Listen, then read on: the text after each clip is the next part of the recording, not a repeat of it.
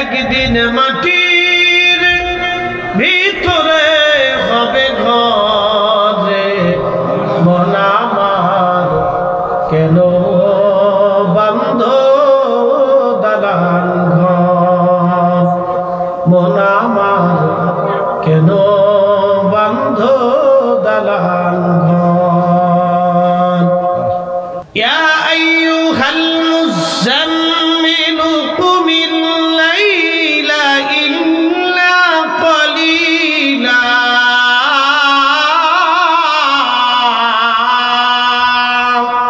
আল্লাহু আকবার। এই সময় ওয়াজের সময় না, এটা হচ্ছে ইবাদতের সময়। কিন্তু আমরা এই সময়টাকে বানাইছি ওয়াজের সময়। এই সময় যত নসিহত করেন মানুষের স্নায়ুতে ধরে না, কারণ এই সময় সবার স্নায়ু দুর্বল থাকে। শ্রোতা বক্তা সবার স্নায়ু দুর্বল থাকে, যার কারণে আপনি যত ভালো ওয়াজই করবেন এসে ওয়াজ ধরবে না, শুধু শুনবেন, শ্রুতির মধুর লাগবে, কিন্তু এটা মগজের ভিতরে আপনি ধরে রাখতে পারবেন না। এই সময়টা আল্লাহ তার রসুলকে ঘুম থেকে উঠাইলেন। ইয়া আইয়ুহাল মুযাম্মিলু কুমিল লাইলা ইল্লা ক্বালিলা।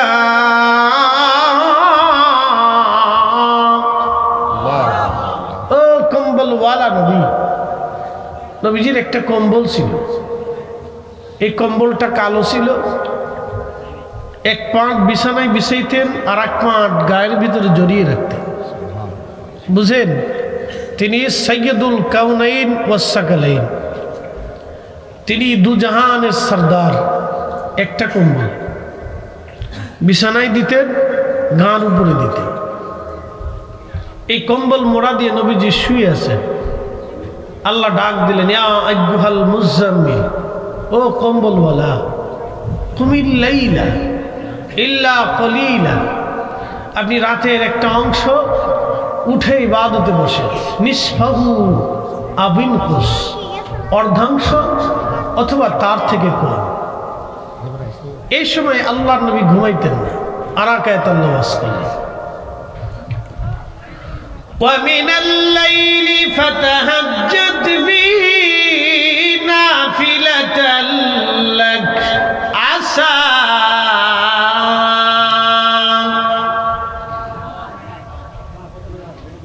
কিছু সময় কি সময় দেওয়া যাবে? এই আমার দিকে তাকান, আমি আগেই বলছি এটা ওয়াজের সময় না, এটা হচ্ছে ইবাদতের সময়। কিন্তু যেহেতু মাহফিল সাজানো হয়েছে সেহেতু আমাদের ওয়াজ করতেই হবে। এটা ওয়াজের সময় না, আবার বলছি এটা ইবাদতের সময়। আল্লাহ এই সময় তাহাজ্জুদের সময়, এখন 2টা বাজে, শেষ রাত, তাহাজ্জুদের ওয়াক্ত চলে। রাতটাকে 3টা ভাগ করবেন, সূর্য ডোবা থেকে সুবে সাদিক পর্যন্ত 3 ভাগ, 2 ভাগ ফার্স্ট, 1 ভাগ শেষ। শেষের অংশটুকুনি হচ্ছে তাহাজ্জুদের সময়। وَمِنَ اللَّيْلِ فَتَهَجَّدْ بِهِ نَافِلَةً لَكَ عَسَىٰ أَن يَبْعَثَكَ رَبُّكَ مَقَامًا مَحْمُودًا।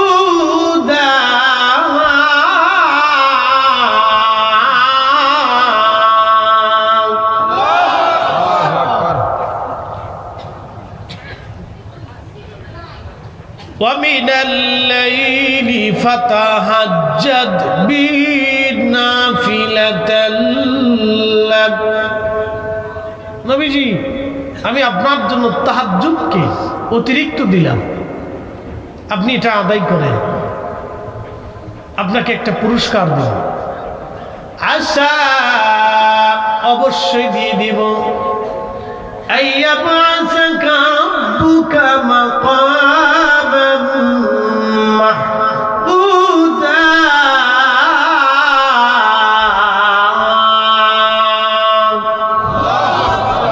কাজী নজরুল কবিতার ছন্দে লিখছেন, শ্রেষ্ঠ নবী দিলাম রে তরিয়ে নিতে রোজ হাসরে,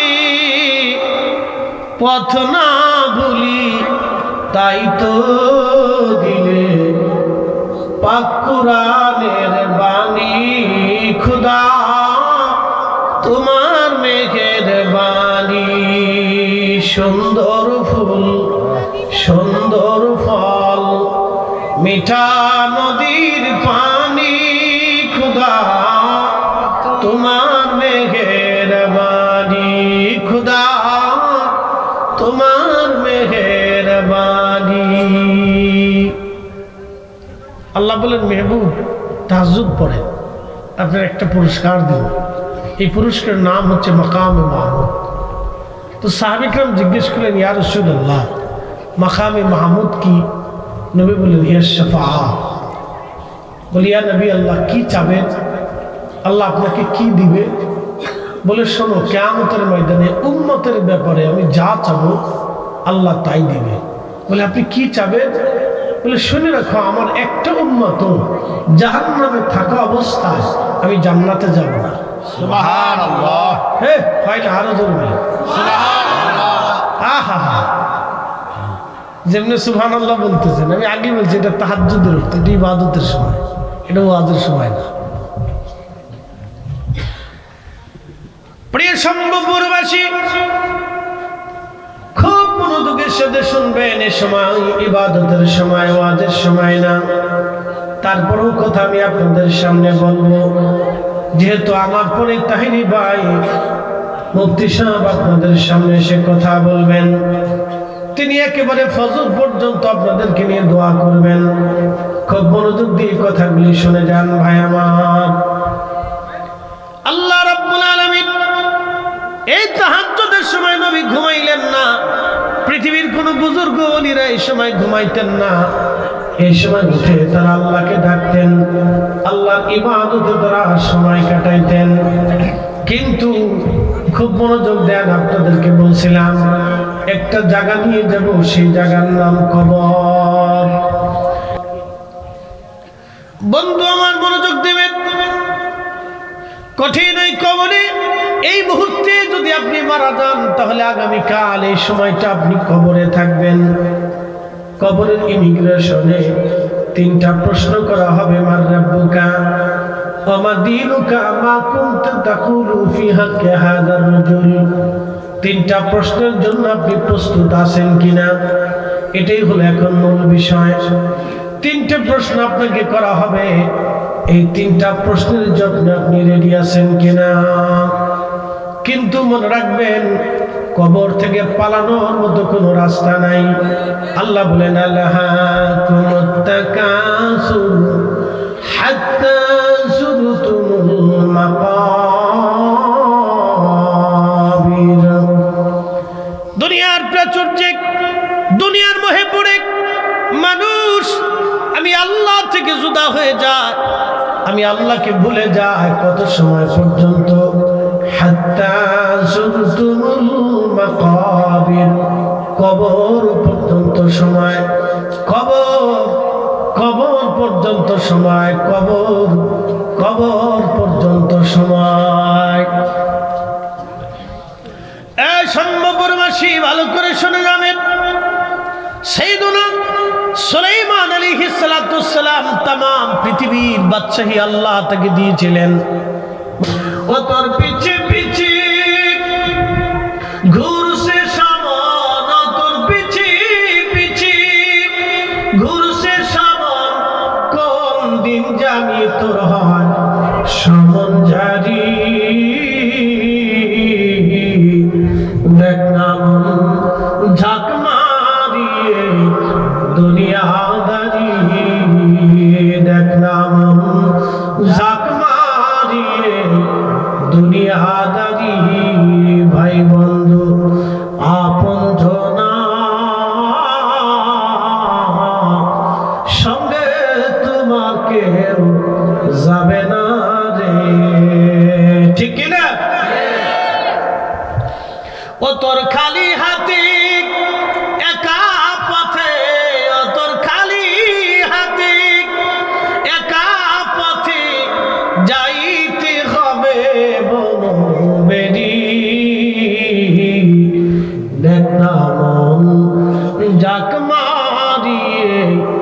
দুনিয়াদারি। বাচ্চা ডাকতে বলে নজির আমার হাত এই জন্য বের করে রাখবা, পৃথিবীর বাচ্চা আমি, সারা পৃথিবীর বাচ্চা আমি, সারা দুনিয়ার বাচ্চা আমি, মাশরিকে আর মাগরিবের শিমালে জুনুবে আমার মতো আর কেউ বাচ্চাহি করতে পারবে না। আল্লাহ তামাম দুনিয়ার বাচ্চা আমারে বানাইলেন রে উজির, এই জন্য হাত কাফনের বাহিরে খাটিয়ার বাইরে রেখে দিবা, দুনিয়ার মানুষ যেন জানে আমার হাত শূন্য হাত নিয়ে বাচ্চা কবরে চলে যাচ্ছে। সোনা সোনা দানা এই জন্যই তোমরা পায়ের নিচে বিছিয়ে দিবা, দুনিয়ার মানুষ যেন জানে এই সোনা দানা আমারে বাঁচাইতে পারে নাই। এই সোনা দানাগুলি এই জন্য বিছাইবা যেন মানুষ জানে এই সোনা দানা কবরের জগতে কোনো কাজে লাগবে না। তাম পৃথিবী শাসন করে আমি যত সোনা দানা জোগাড় করছি, যত অর্থবিত্ত সম্পদের মালিক হয়েছি, এই সম্পদ সোনা দানা মণিমুক্ত জহরথিরার টুকরা আজ আমার বিফল। এই জন্য তোমরা পায়ের নিচে ছিটাই দিবা উচিত, দুইটা ওসিয়ত তোমরা আমার মানবা। পৃথিবীর এত বড় বাচ্চা পর্যন্ত শূন্য হাতে কবরে চলে গেল, পৃথিবীর এত বড় বাচ্চা, আহা তার সোনা দানা অর্থবিত্ত টাকা পয়সা কোনো কাজে লাগলে আসলো না। এই সম্ভবপুরবাসী ভৈরবের মুসলমান কথাগুলি শুনে যাবেন। এই জন্য যুগের যুগে ওলি যারা ছিলেন তারা দুনিয়া বিরাগী হইয়া কবরে চলে গেছে, দুনিয়ার কোন সম্পদ তারা নিয়ে যান নাই। নবীরা দুনিয়ার থেকে চলে গেছেন, সম্পদ কিছু দুনিয়াতে তারা রেখে যান নাই। এজন্য আল্লাহ বললেন আল্লাহাকুমুত তাকাসুর, মানুষ সম্পদের প্রাচুর্যের জন্য আমি আল্লাহকে ভুলে যাই। কতদিন? হাত্তা যুরতুমুল মাকাবির, কবর পর্যন্ত সময়, কবর কবর কবর। ও আদম রে পাক ধরিয়া গেছে দাড়ি, দন্ত বসে গোটা চারি, সমন জারি গিয়াছে কুরিয়ারে সোনার জিন্দগি তোর যাই ফাঁকি দিয়া, জিন্দগি তোর যাই রে ফাঁকি দিয়া রে সোনার জিন্দগি তোর যাই ফাঁকি দিয়া। এই সম্ভবপুরবাসী কবর বড় কঠিন জায়গা, কবর বড় কঠিন। নবীজি বললেন আমার উম্মতের আরে মানুষকে দিন কবরে তোমরা নামাও। দুনিয়ার সব মানুষ চলে আসে, কিন্তু তোমরা তাড়াহুড়া করে কবর থেকে আসো না, কবরের পাশে তোমরা দাঁড়ায় যাও। ইস্তাগফিরু ইস্তাগফিরু লিআকিকুম, তোমরা তোমাদের ভাইয়ের কবরের পাশে দাঁড়ায় ইস্তিগফার করো, তার জন্য রবের দরবারে মাপ চাইতে থাকো। কত মানুষ মারা যায়, আজ পর্যন্ত কোনোদিন কোনো ছেলেরে দেখি নাই কোনো ছেলে বলেছে আমার বাবার ঋণ মওকুফ করে কবরে দেন, ঋণ মাফ না করা পর্যন্ত আমি কবরে দেব না। আমার মায়ের ঋণ মাফ করান তারপরে কবরে দিব, মার ঋণ মাফ না করা পর্যন্ত কবরে পাঠাবো না। আল্লাহর নবী সাহাবীদেরকে কবরে দেওয়ার আগে বলতেন সাহাবীরা রে দেখো এই মানুষের কি পরিমাণে ঋণ দুনিয়াতে আছে, যদি ঋণ থাকে তাহলে কি পরিমাণ আছে। সাহাবীরা হিসাব করে দেখলো অনেক ঋণ আছে। নবী বললেন তোমরা ঋণ পরিশোধ করাও। বলে হুজুর তার দরিদ্রতা আছে, ঋণ পরিশোধ করার মতো তার সামর্থ্য নাই। আল্লাহর নবী ধনী ধনী সাহাবীদেরকে ডেকে ডেকে বলতেন সাহাবীরা রে আমার উম্মতের তোমাদের ভাইয়ের ঋণ তোমরা কিছু কিছু দিয়ে পরিশোধ করা তাদের কবরে পাঠাও, ঋণ দিয়ে কবরে পাঠাও না। আমাদের দেশে অনেক ছেলেরা বাবার কবরে পাঠানোর আগে তার ঋণ পরিশোধ করায় না। অনেক স্ত্রী কাঁদে, আব্দুল্লাহর বাবা তুমি কবরে চলে গেলাম, আব্দুল্লাহর বাবারে কবরে চলে গেলে তুমি না থাকার কারণে আমার উপায় কি? সন্তান নিয়ে আমি কেমনে চলবো? আমার উপায় কি, গতি কি হবে? তুমি থাকলে আমার তো কোনো চিন্তা ছিল না। এই সেই স্মৃতিগুলি মনে করে স্ত্রী কাঁদতে থাকে, কিন্তু কোন স্ত্রীকে আজ পর্যন্ত বলতে শুনি নাই আমার স্বামী ঋণ মওকুফ করায়া তারপরে কবরে পাঠান। আমার স্বামী ঋণ মাফ না করে কবরে পাঠাবেন না। হযরতে গসরুল মালাইকা হানজালা শহীদ হয়ে গেলেন উহুদে। হানজালার বিবি দৌড়ে এসে নবীজির সামনে দাঁড়ায় গেলেন, ইয়া রাসূলুল্লাহ, আমি জানি শহীদদেরকে বিনা গোসলে দাফন করা হয়। নবীজি, আপনার হানজালা উহুদে এসে শহীদ হয়ে গেছে, সে নাপাক, সে গোসল করে নাই, তার জন্য গোসল ফরজ ছিল। হুজুর, আমি স্ত্রী ছাড়া আর কেউ জানে না, সবার লাশ আপনি বিনা গোসলে দাফন দিয়ে দেন, কিন্তু আপনার হানজালার লাশ বিনা গোসলে দাফন দিয়েন না।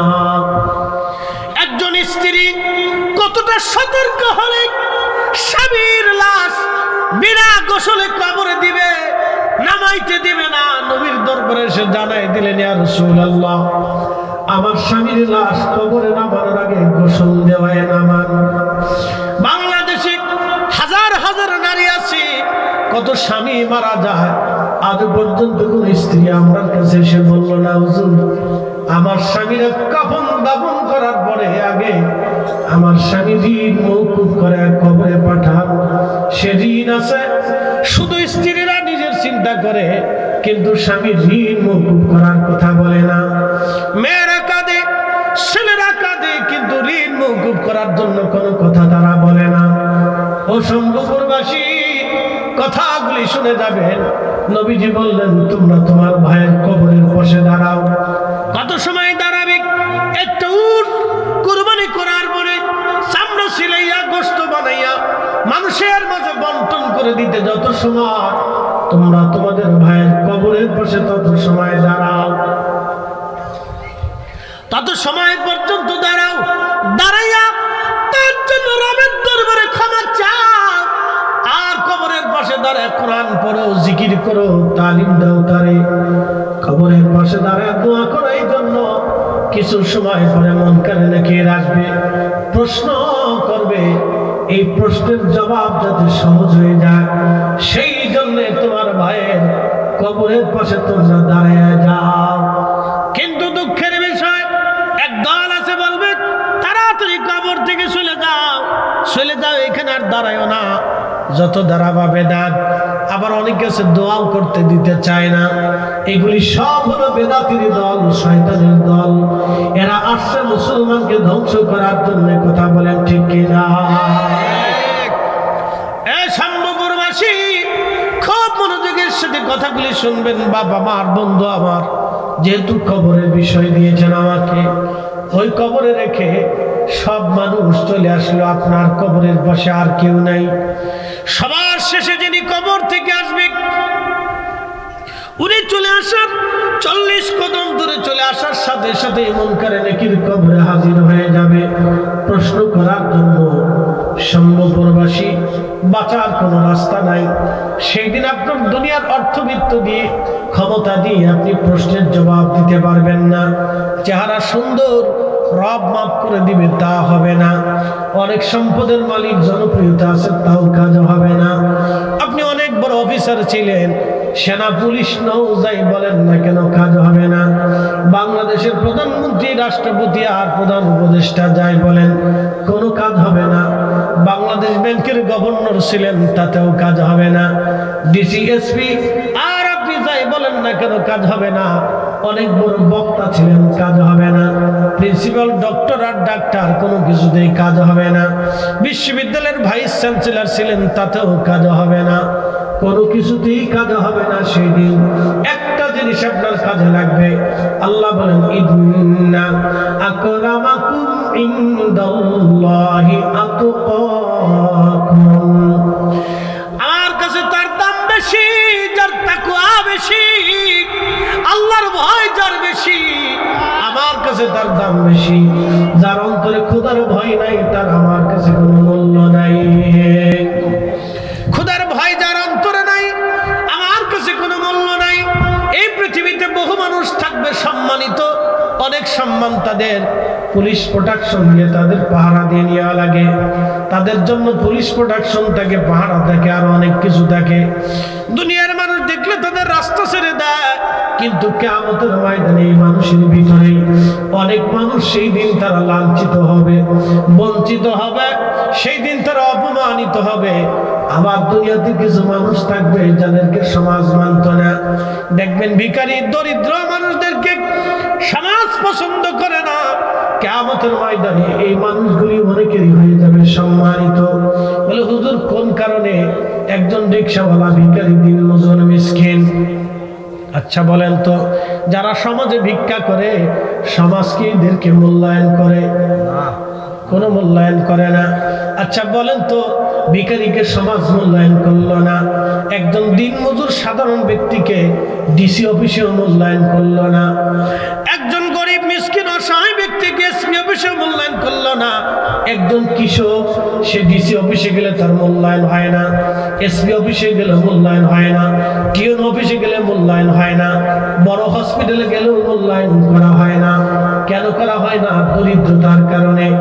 আচ্ছা আপনারা বলেন তো, পৃথিবীর কোথাও যদি তার মূল্যায়ন না থাকে, বলেন আপনারা আল্লাহর ঘর মসজিদে তার মূল্যায়ন আছে না নাই? আসতে বলবেন না, জোরে বলেন আছে না নাই? খুদার ঘরে, খুদার ঘরে ধনী যেই কাতার, গরিব একই কাতার। খুদার ঘরে প্রধানমন্ত্রী যেই কাতার, মিসকিন একই কাতার। কথা বলেন ঠিক না বেঠিক? এটার নাম ইসলাম। ইসলাম এই সাম্যতা কেন রাখলো? ইসলাম আপনাকে শিখাই দিল, এ মানুষেরা তোমরা মসজিদ থেকে বুঝে যাও, খুদার ঘরে মসজিদে সবাই সমান, রাষ্ট্রের ব্যাপারেও সবাই সমান। কিন্তু আমরা এমন এক দেশে বাস করি ভাই আমার, দুঃখের সাথে কথাগুলি আজ বলতে হয়, টাকা থাকলে উন্নত চিকিৎসা হয়, কিন্তু গরিব হলে উন্নত চিকিৎসা